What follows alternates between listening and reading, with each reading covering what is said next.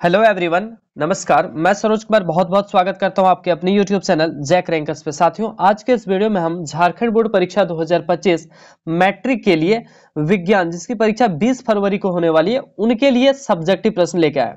इसमें आपको सभी सब्जेक्टिव प्रश्न कराए जाएंगे। ये हमारा वीडियो का पहला पार्ट है, जिसमें हम लोग चैप्टर वाइज पहला चैप्टर का रासायनिक अभिक्रिया समीकरण का प्रश्नों को देखेंगे, सब्जेक्टिव प्रश्न को। ध्यान रहे, ये हमारा पहला वीडियो साइंस के सब्जेक्टिव क्वेश्चन चैप्टर वाइज का है। वैसे हमने साइंस के और भी वीडियोस अपलोड कर रखे हैं पहले, अगर आप उनको नहीं देखे हो तो देख लेना।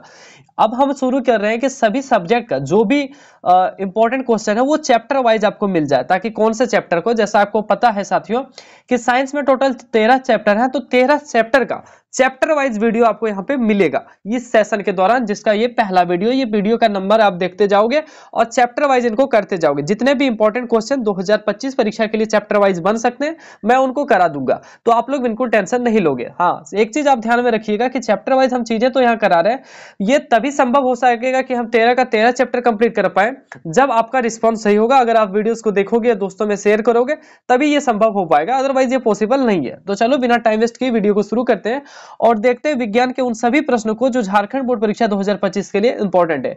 ये हमारा पहला चैप्टर पे बेस होगा, रासायनिक अभिक्रिया समीकरण का, जिसमें हम लोग इंपॉर्टेंट क्वेश्चन इस चैप्टर के देखेंगे। आइए बिना टाइम वेस्ट के वीडियो को शुरू करते हैं।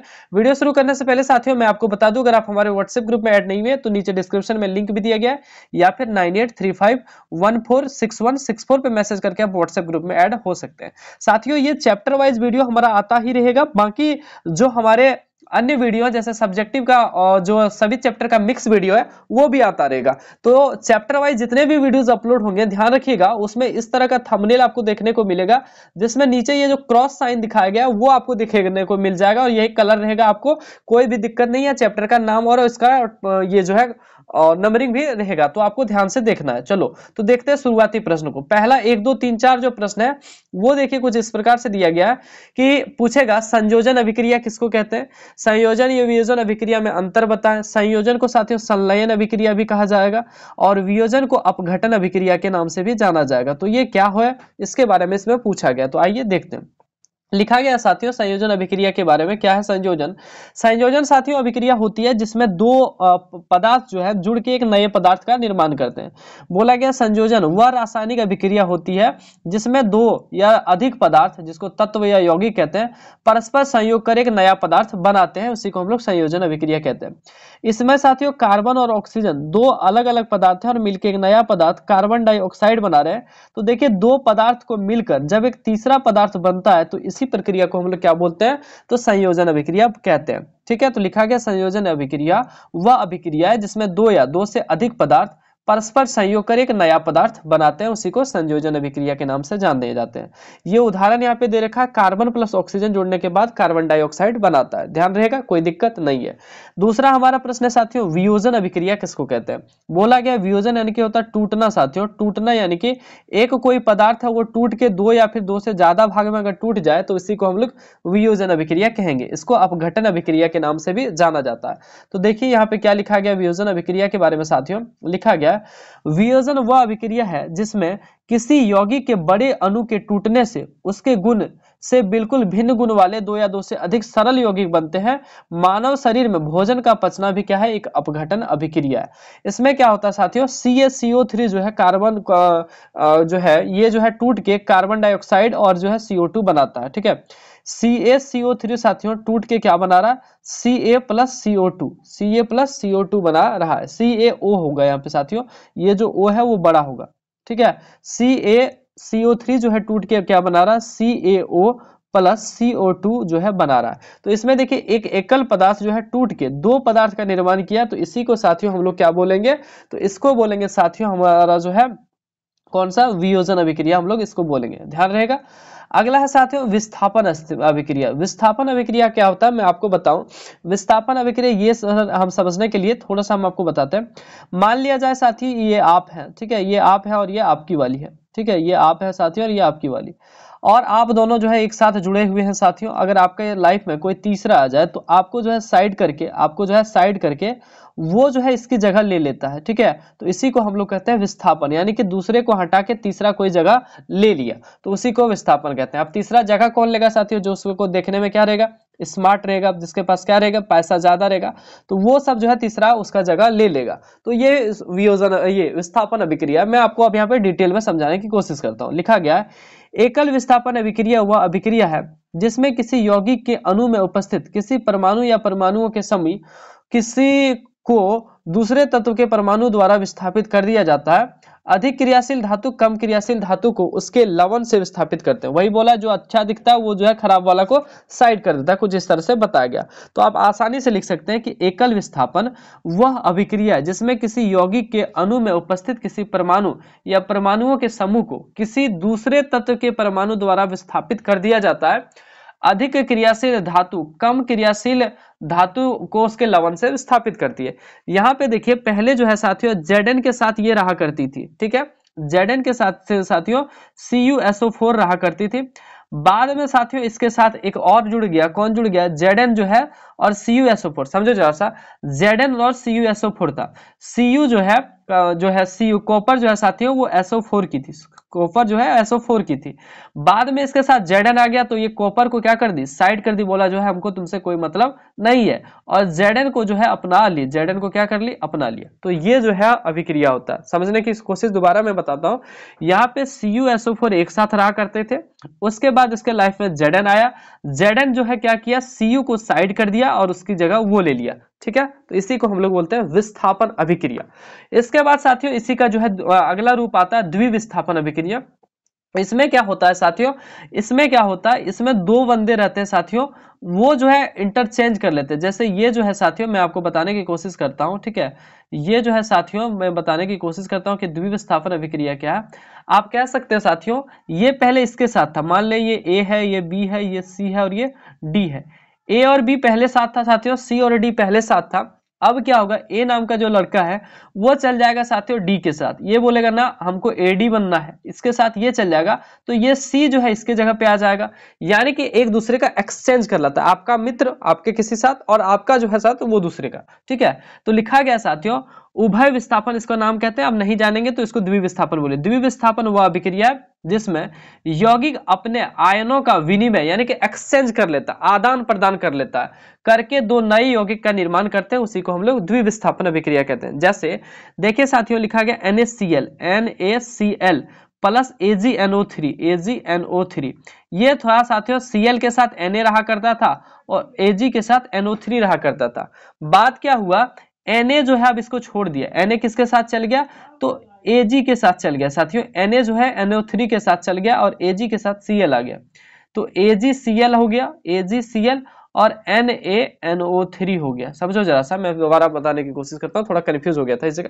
देखो क्या हुआ, यहाँ पे Na जो है ये सोडियम कहाँ पे चल गया साथियों, यहाँ पे इसके जगह पे, और इसके जगह पे ये जो आर्गन था वो किसके जगह पे आ गया, सोडियम के जगह पे, तो AgCl प्लस NaNO3 बन गया। समझ गए। चलो अगला क्वेश्चन, ये सबको नोट डाउन कर लेना। अगला क्वेश्चन इंपॉर्टेंट है, विकृत गंधिता किसको कहते हैं, तो बोला वसा तथा तेल से बने खाद्य पदार्थों में उपचयन की क्रिया के कारण अरुचिकर गंध और स्वाद का उत्पन्न होना विकृत गंधिता कहलाता है। जैसे गर्मी के दिनों में सब्जी का जल्दी खट्टा होकर गंध देना, तो वही बोल रहा है कि वसा तथा तेल से जो बने खाद्य पदार्थ है उसमें उपचयन की अभिक्रिया के कारण और रुचिकर जो गंध हमें अच्छा नहीं लगता है, और गंध जो है अच्छा नहीं लगता, और स्वाद जो है अरुचिकर स्वाद, जो स्वाद भी अच्छा नहीं लगता वैसा चीज उत्पन्न हो जाता है, उसी को हम लोग विकृत गंधिता कहते हैं। गर्मी के दिन में सब्जी जो है खराब हो जाता है, उसमें जो है गंध आ जाता है और खट्टा जल्दी हो जाता है, ये किनके कारण होता है, तो विकृत गंधिता के कारण होता है। इसी प्रक्रिया को हम लोग विकृत गंधिता कहते हैं।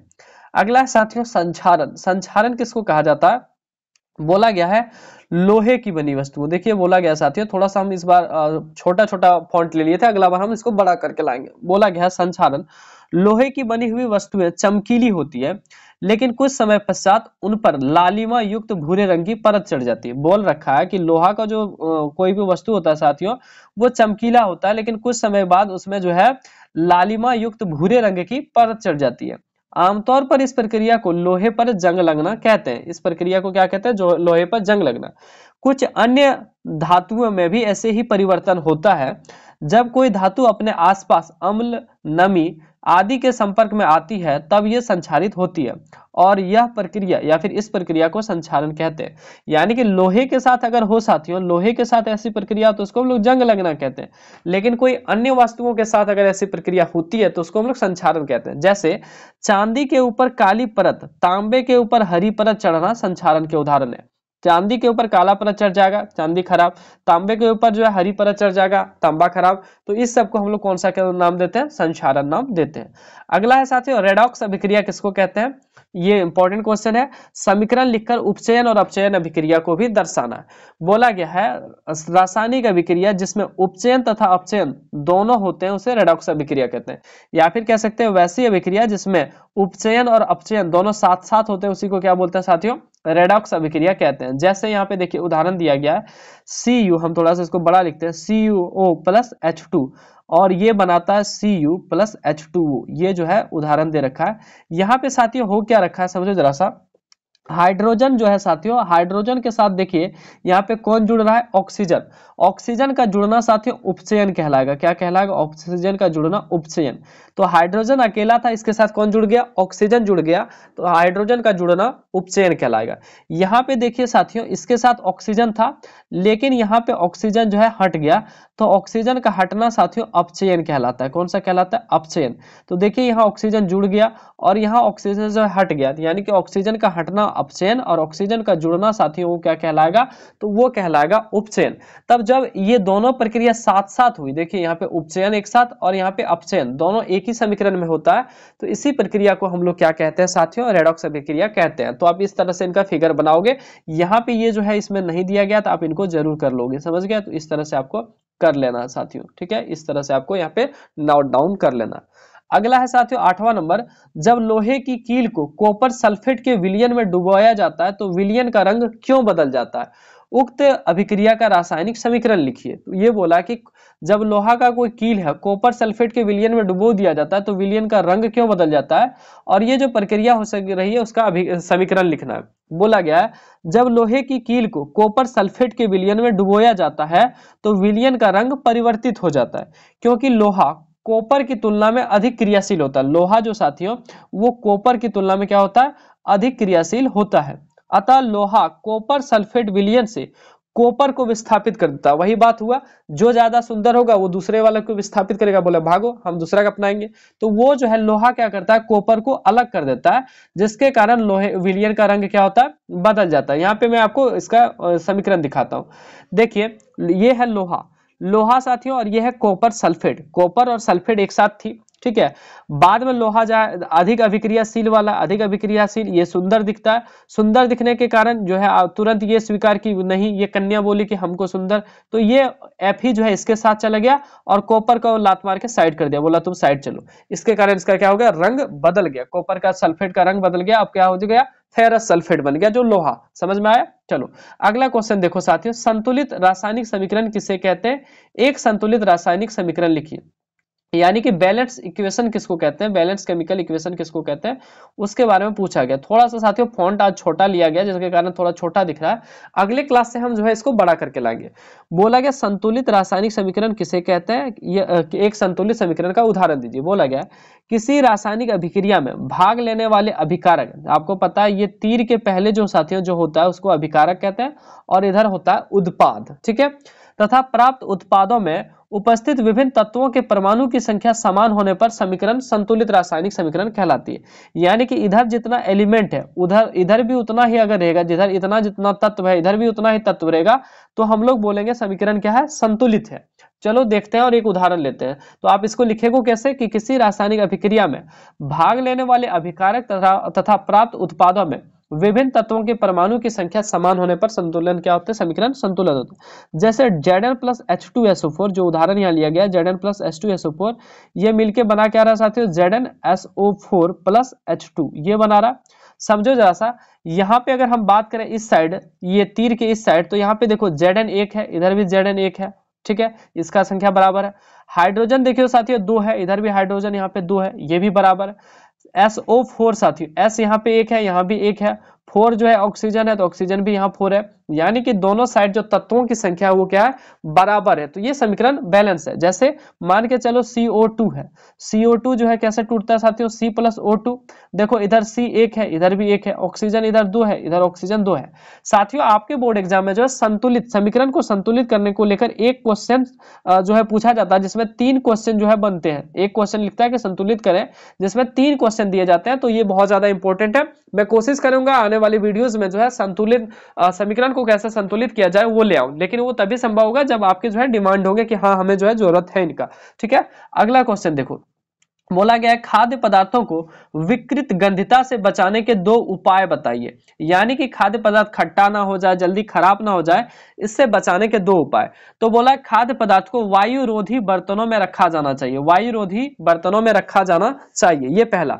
दूसरा, नाइट्रोजन का उपयोग करके, जैसा कि साथियों आपको पता है कि चिप्स का जो पैकेट आप खरीदते हैं कुरकुरा उरकुरा, उसमें क्या होता है, नाइट्रोजन भरा रहता है। ठीक है, वो फूला इसलिए रहता है क्योंकि उसमें नाइट्रोजन गैस भरी रहती है। फेवरेट क्वेश्चन है जैक बोर्ड के एग्जाम का कि चिप्स के पैकेट में कौन सी गैस भरी रहती है, तो ध्यान रखना नाइट्रोजन गैस भरी रहती है। ये क्यों भरी जाती है साथियों, क्योंकि ये विकृत गंधिता होने से बचाता है, क्योंकि उसमें ऑक्सीजन हटा दिया जाता है, नाइट्रोजन डाल दिया जाता है। ठीक है, और खाद्य पदार्थों को वायुरोधी, जिसमें वायु ना जा सके, वैसे बर्तनों में हम लोग उसको रखते हैं। ठीक है, कोई दिक्कत नहीं है। अगला और अंतिम क्वेश्चन इस चैप्टर का साथियों जो हमने लिया है, बोला गया है अभिकारक एवं उत्पाद से आप क्या समझते हैं या क्या आशय है, या डायरेक्ट पूछता है अभिकारक किसको कहते हैं। तो साथियों किसी भी रासायनिक अभिक्रिया के आरंभ में भाग लेने वाले पदार्थ को, आरंभ में भाग लेने वाले पदार्थ को अभिकारक कहते हैं। ठीक है, किसी भी रासायनिक ये रासायनिक अभिक्रिया में भाग लेने वाले पदार्थ को क्या कहते हैं, अभिकारक। अभिकारक साथियों ये मान के चलो समीकरण है, तो समीकरण के इस साइड जितना भी एलिमेंट होगा वो अभिकारक, और समीकरण के इस साइड जितना भी एलिमेंट होगा उसको हम लोग उत्पाद कहेंगे। तो किसी भी रासायनिक अभिक्रिया में भाग लेने वाले पदार्थ को क्या कहते हैं, अभिकारक कहते हैं।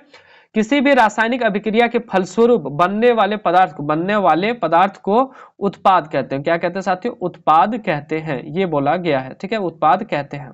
ठीक है, ये आप लिख लोगे। अगला है साथियों, यहाँ पे इसका उदाहरण बोला था, तो उदाहरण देखिए, यहाँ पे मैग्नीशियम प्लस ऑक्सीजन, मैग्नीशियम साथियों 2 मैग्नीशियम प्लस ऑक्सीजन का 2 एलिमेंट लेने के बाद क्या बनता है, 2MgO मैग्नीशियम ऑक्साइड। तो यहाँ पे देखिए ये जो पार्ट है, इस साइड जो जितने भी चीजें हैं उसको हम लोग क्या नाम देते हैं, अभिकारक। ये इस साइड वाला क्या हो गया, अभिकारक, और इस साइड वाला क्या हो गया साथियों, ये हो गया आपका उत्पाद। ये हो गया क्या, आपका उत्पाद।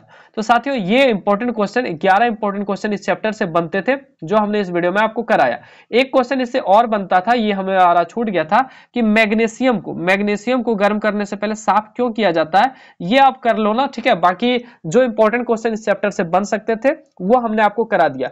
जो भी चैप्टर से इससे पूछा जाएगा क्वेश्चन यहीं से आएगा। हाँ, एक क्वेश्चन हमने आपको छोड़ा है जो संतुलित समीकरण करने का, वो हम लोग अगले नेक्स्ट वीडियो में करेंगे। साथियों अगला जो हमारा वीडियो आएगा वो जल्दी आपके सामने होगा इसी यूट्यूब चैनल जैक रैंकर्स पे, जिसमें हम लोग चैप्टर नंबर 2, जिसमें हम लोग अम्ल क्षारक एवं लवण के बारे में पढ़ेंगे, और उससे संबंधित जितने भी इंपॉर्टेंट क्वेश्चन है हम कोशिश करेंगे एक वीडियो में एक चैप्टर जो है कवर हो जाए। हो सकता है वीडियो थोड़ा लंबा हो जाए, तो उससे आपको घबराने की जरूरत नहीं है। साथियों कुछ इस जगह पे हमने थोड़ा बहुत आपको डिसअपॉइंट किया, लगा कि नहीं जो है दिक्कत हुआ, तो उसके लिए हम क्षमा चाहते हैं। थोड़ा सा जो है बगल में साउंड का नॉइज आ रहा था, जिसके कारण हमें लग रहा था कि वीडियो लोग ने छोड़ दे, तो इस तरह से उसके लिए हमें माफ कीजिएगा। बाकी साथियों इसको आप कॉपी में नोट डाउन जरूर कर लीजिएगा। मैं ऑलमोस्ट सभी चैप्टर कराने की कोशिश करूंगा, बस आपका जो है प्यार और साथ बना ही रहना चाहिए। अगर इस यूट्यूब चैनल पे पहली बार आए, सब्सक्राइब नहीं किया तो सब्सक्राइब जरूर कर लेना, और वीडियो को लाइक करते हुए साथियों दोस्तों में शेयर करना नहीं भूलेगा। जितना ज्यादा जबरदस्त आपका जो है व्यूज होगा, लाइक होगा, सब्सक्राइब होगा, उतना जल्दी हम नई वीडियो लाने पे मोटिवेट होंगे और नई वीडियो लाएंगे। साथियों इस वीडियो को यही एंड करते हैं। उससे पहले हम आपको बता दें एक बार दोबारा कि अगर व्हाट्सएप ग्रुप में नहीं जुड़े, नीचे डिस्क्रिप्शन में लिंक दिया गया है, या फिर आप हमारे इस व्हाट्सएप नंबर पे मैसेज करके जुड़ सकते हैं। जल्दी नए चैप्टर का वीडियो आएगा, तब तक के लिए जुड़े रहें। धन्यवाद, जय हिंद, वंदे मातरम।